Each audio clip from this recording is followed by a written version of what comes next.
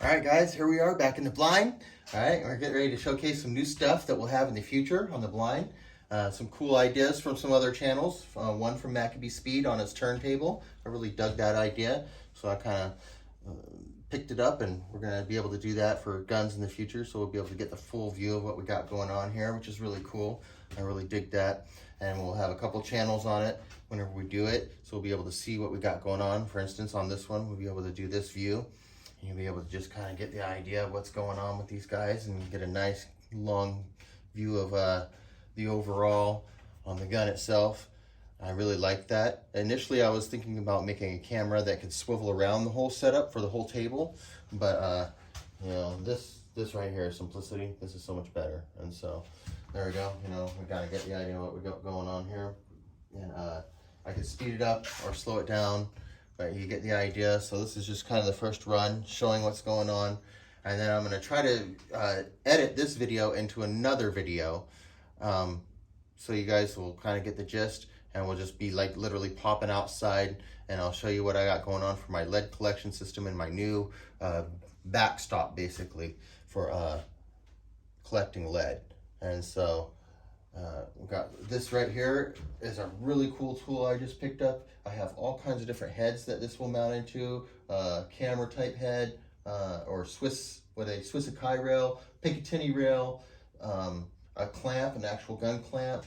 It's really nice setup. This is super heavy. This is all metal, and you can use it to grab your guns and adjust them around to different positions and work on them where you want. I really like this. This is going to be a great tool for the future, and so I'm really happy with it. The turntable, well, it's going to make my life a lot easier for making some shots. So I got to give a shout out to Maccabee Speed for the great idea on that. They're really a good idea, dude. And so there you go. If you guys are subscribed to my channel and you don't subscribe to his channel, well, then do subscribe to his channel. He does some cool stuff, man. And so this is where we got, and we're moving on forward on some other things. It's really looking exciting, guys. We'll just jump right outside in the next part, and I'll see you out there. All right, guys, here we are out here checking out the new target system, all right, and the lead capture system that we've been working on.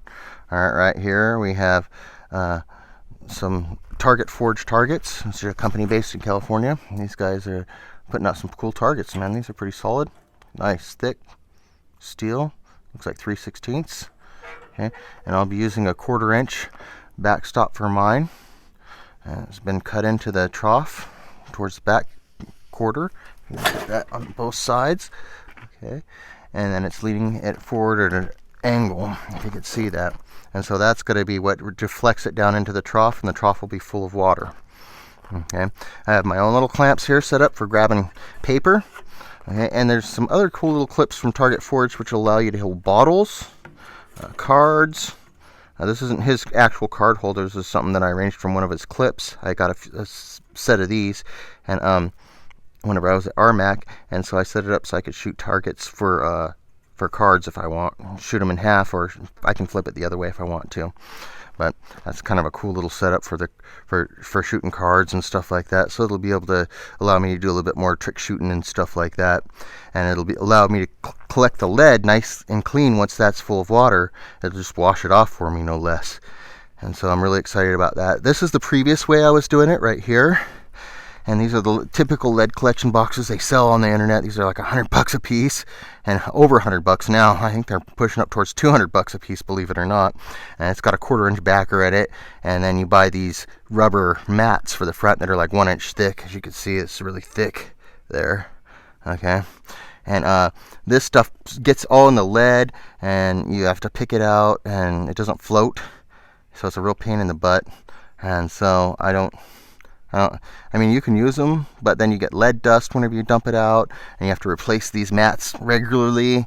I mean, for as much shooting as I do, I mean, I'm replacing these mats a lot, and that's no good for me.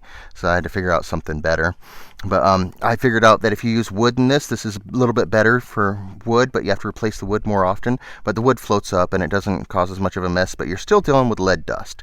And so that's the other factor that I'm trying to eliminate whenever I'm using this system right here.